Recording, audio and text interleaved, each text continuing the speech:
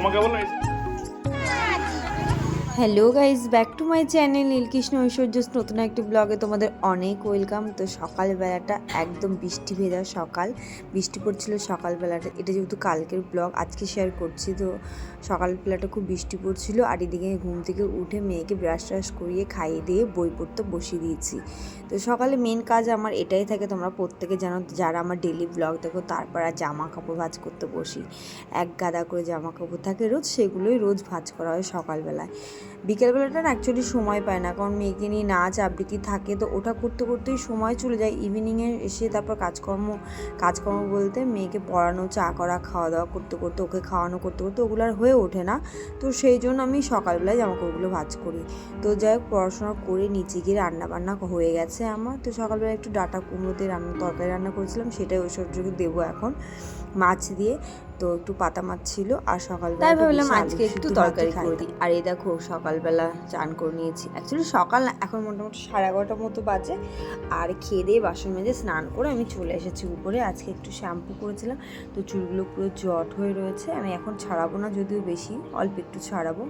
আর একটু শাড়ি পরে নিয়েছি, আজকে অনেকদিন পর বাড়িতে শাড়ি পরছি। অ্যাকচুয়ালি গরমের জন্য না শাড়ি পরতে ইচ্ছা করে না, আর শাড়ি মেনটেন করাটাও একটা ব্যাপার থাকে, কিন্তু শাড়ি পরলেই শুধু হয় না।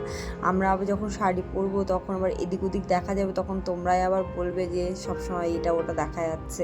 তো সেই জন্য ভাবি নাইটিটা এর থেকে বেস্ট অপশান, মানে ঘরোয়া একদম পুরো বডি ঢাকা থাকে। আমার যেটা মনে হয় শাড়িতে অবশ্যই সভ্যতা থাকে, কিন্তু পেট টেট এইগুলো দেখা যায়। এই যে সাইডে দেখো, আমাদের বাঙালি মতে বলে সিঁদুর প্রত্যেকে সিঁদুর পরার সময় চুলটা বেঁধে পড়তে হয়। তো সেই জন্য আমি এবার একটু চুলটা জড়িয়ে তারপর সিঁদুর পরেছিলাম কিন্তু।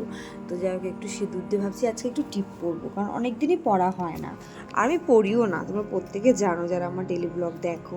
যাই হোক, তো একটু পরে নিলাম, কেমন লাগছে সেটা বলে ছোট্ট একটা টিপ পরেছি। তো দেখো এতগুলো জামা কাপড়ও কেচেছি তার মাঝখানে। আমার না ডেলি জামা কাপড় কাচা থাকে, কারণ আমার ঐশ্বর্য থাকে, নিজেদের জামা কাপড় থাকে, তোমার দাদাভাইয়ের জামা কাপড় থাকে। আর এইদিকে ছাদে এসে দেখি মা আম শুকাতে দিয়েছে, আমগুলো যদি পেকে পেকে গেছে। আর এত রোদ্দুর পড়েছিল বেলার দিকে, মনেই হচ্ছিল না সকালবেলাটা যে বৃষ্টি হয়েছিল। আর এখন বৃষ্টি হলে কি হবে, মানে বেলার দিকে এত গরম পড়ছে না বলার মতো না। আমগুলো শুকাতেই পারছিলাম না। একদিন আগে আমগুলো মা দিয়েছিল, এটা আমি দিইনি, মাই দিয়েছিল আচার করবে বলে, কিন্তু বাড়িতে অনেক আম ছিল, রোদ্রের অভাবে না আমগুলো দিতেই পারছিল না। যাই হোক করে মা 2-3টে আম শুকাতে দিয়ে দিয়েছে, আমি একটু উল্টে পাল্টে দিলাম। আর এই দেখো জামা কাপড় সব মেলা হয়ে গেছে, আমার সিঁদুরটাও আমার ঘেটে গেছে। এই হয় না গো, আমরা টিপ পরা অভ্যস্ত মানুষ, তো সিঁদুরে টিপ পরলে হয় না। তো যাই হোক, ঠাকুর ঘরে এসেছিলাম, ঠাকুর ঘরে পুজো দিই। তোমরা প্রত্যেকেই জানো দুপুরবেলা আমার পুজো দেওয়ার কাজটা থাকে।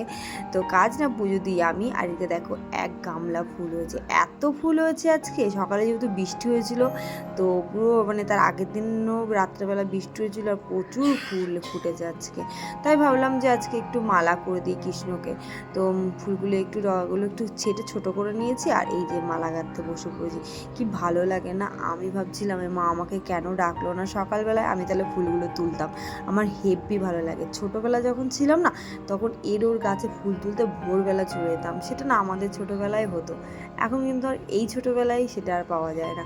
এখন নিজেদের গাছে টবের ফুল তাই তুলি না, মানে এরকম একটা ব্যাপার হয়ে গেছে। মায়ের রোজ সকালে পুজো দেয়, তাই মায়ের ফুলটা তোলে। যদিও ঐশ্বর্য গিয়েছিল, ও তুলছিল, কিন্তু ও রোজ সকালে না যায় না, আর হয়েও ওঠে না। আমরা ভোরবেলায় উঠতাম, আর এখন ওরা 7টা 7:30টার সময় ঘুম থেকে ওঠে। তা কী করে হবে, আমরা 6টার মধ্যে সমস্ত ফুল টুল পেরে পড়তে বসে পড়তাম, আর এখন ওরা 7টা ঘুম থেকে ওঠে মহারানীরা, তারপরে গিয়ে 8টা 8:30টার সময় বই পড়তে বসে। দেখো কি সুন্দর লাগছে না, মালাটা কৃষ্ণকে পরিয়েছি। অ্যাকচুয়ালি রাধাকৃষ্ণ দুজনকেই পরিয়েছি, আমার তো খুব ভালো লাগছিল। একদম তাজা টাটকা ছিল ফুলগুলো। গরমে কি বলতে একটু নেতিয়ে যায়, বাট আজকে বৃষ্টি ছিল, মা একটু জল দিয়ে রেখেছিল, দারুণ সুন্দর লাগছিল কিন্তু। আর দেখো কত সুন্দর করে সিংহাসনটাকেও আমি সাজিয়ে নিয়েছি ফুল দিয়ে, অনেক সুন্দর লাগছিল। আর এই যে সাদা ফুলগুলো পুরো মানে আমাদের কাছে ফুলগুলো কি বলতে একটু বড় বড়, আর দেখতে সুন্দর, একটু গন্ধ ছাড়ে, খুব সুন্দর একটা স্মেল ছাড়ে। তো তাই পুজো টুজো দিয়ে তারপর নিচে চলে এসেছি। মা ততক্ষণ এখন রান্না হয়ে গেছে।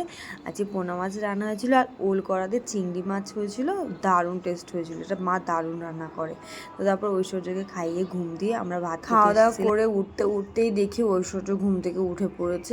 আবার তার মাঝখানে এসির মিস্ত্রি এসে, এসিটা না খুব একটা ঠান্ডা হচ্ছে না, আর আমাদের এসির পাইপটা না ফেটে গেছে, তো সেই জন্য দুটো কাজের জন্য মিস্ত্রিকে ডাকা হয়েছিল।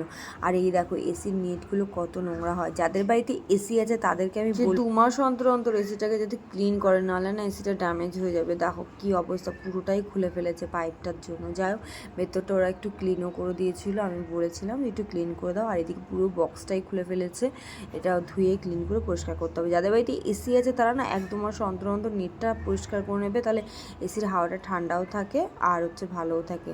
তো যাই হোক তারপর ওরা চলে যায়, ওরা যায়নি, ওরা ছিল। আর আমি এদিকে 5:30টার সময় তখন রেডি হয়ে মেয়েকে নিয়ে আবৃত্তিতে যাচ্ছি। গেটটা দিয়ে দিই, আর মা বাড়িতে ছিল না, হরেকৃষ্ণ একাই বাড়িতে ছিল। তো আমরা ওখানে চলে গেছি, ঐশ্বর্য আর আর্য দুজনে আবৃত্তি করছিল ওখানে। তারপরে আর এদিকে আমরা সব মায়ের এখানে বসে একটু গল্প আড্ডা দিই, বেশ ভালো লাগে রোজ বিকালে গিয়ে একটু গল্প আড্ডা দিতে। ফের শুনে আমাদের এখানে শনিবার নাকি হাট বসছে। যাই হোক বাড়ির কিছুটা দূরে গিয়েই দেখি হাট বসছে, কিন্তু দেখলাম 2-4টে দোকান, খুব একটা দোকান নেই। তারপর একটু ফুচকা খেয়ে বাড়ি চলে এলাম। এসে মা দেখি শাড়ি নিতে গেছে। শাড়ি নিতে মানে আমাদের বাড়ির পাশেই ছিল শাড়ি, উনি বিক্রি করে। আর দেখো শাশুড়ি বৌমা আছে সেম শাড়ি নিয়েছে, শুধু ডিজাইনটা একটু আলাদা। মাকে এটাই বলছিলাম, হাসাহাসি করছিলাম, দুজন কিন্তু একসঙ্গে পরলে বলবে একদম ম্যাচ করে পড়েছি। তারপর রাতের বেলা খেয়ে দিয়ে মেয়েকে খাওয়াচ্ছিলাম। আর আমার এত মাথা যন্ত্রণা করছে, শরীরটা এত টায়ার্ড হয়ে গেছিলো আজকে সারাটা দিন, কেন যায় না, একটু দৌড়াঝাপ বেশি হয়ে গেছিলো আজকে। তো যাই হোক আজকে ব্লগটা এই পর্যন্ত। যদি ভালো লাগে অবশ্যই একটা লাইক কমেন্ট শেয়ার করে পেজটাকে ফলো করে দিও। আর যারা ইউটিউবে দেখছো চ্যানেলটিকে অবশ্যই সাবস্ক্রাইব করে দিও।